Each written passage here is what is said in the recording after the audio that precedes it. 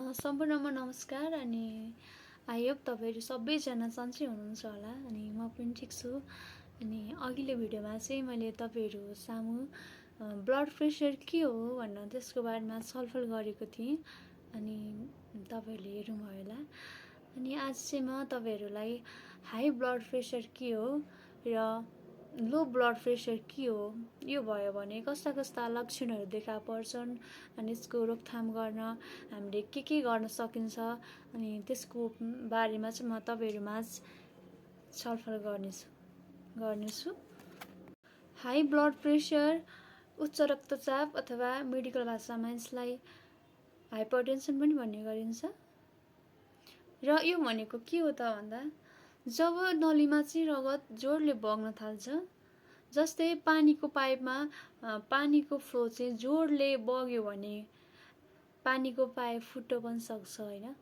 त्यस्तै नलीमा रगतको फ्लो पनि हाई भयो भने नलीहरू बिग्रिन पनि सक्छ।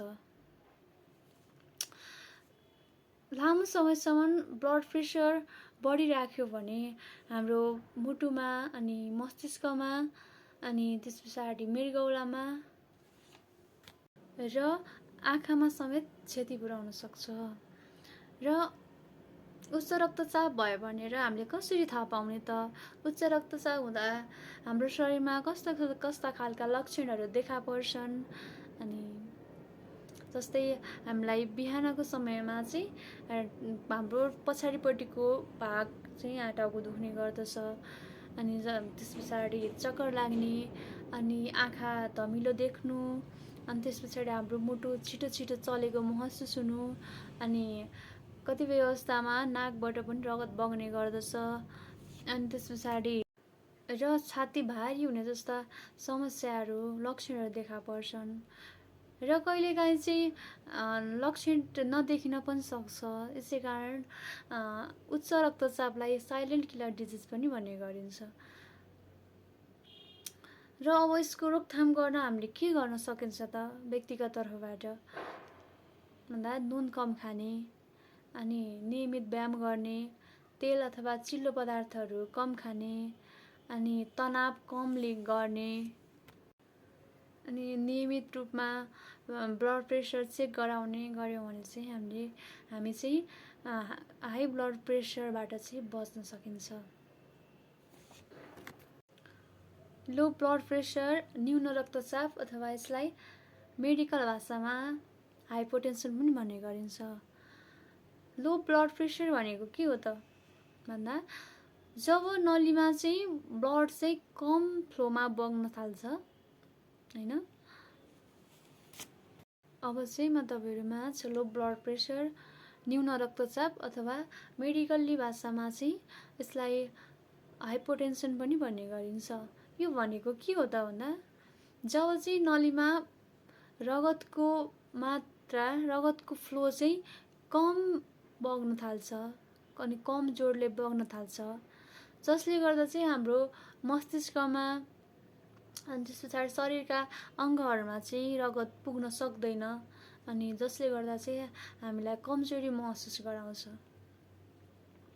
अब हामीले ब्लड प्रेसर लो भयो भनेर हामीले कसरी थाहा पाउन सकिन्छ त?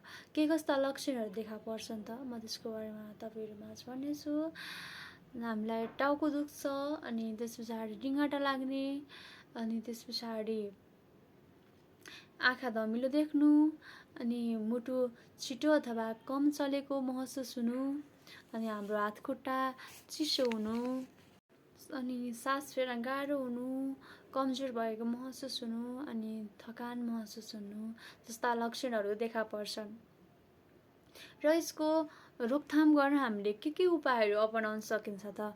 पर्याप्त मात्रामा पानी पिउने अनि नियमित रूपमा खाना खाने, सन्तुलित आहारहरू लिने, नुन अलि बढी प्रयोग गर्ने तर अत्याधिक मात्रामा भने प्रयोग नगर्ने अनि पर्याप्त आराम अथवा निद्रा लिने अनि त्यस पछाडि नियमित रूपमा ब्लड प्रेसर चेक गराउने अनि नियमित व्यायाम गर्ने।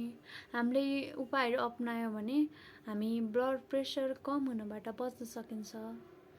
आई होप तपाईँहरूले आजको भिडियोबाट केही सिक्नुहुन्छ भन्ने आशा गरेको छु।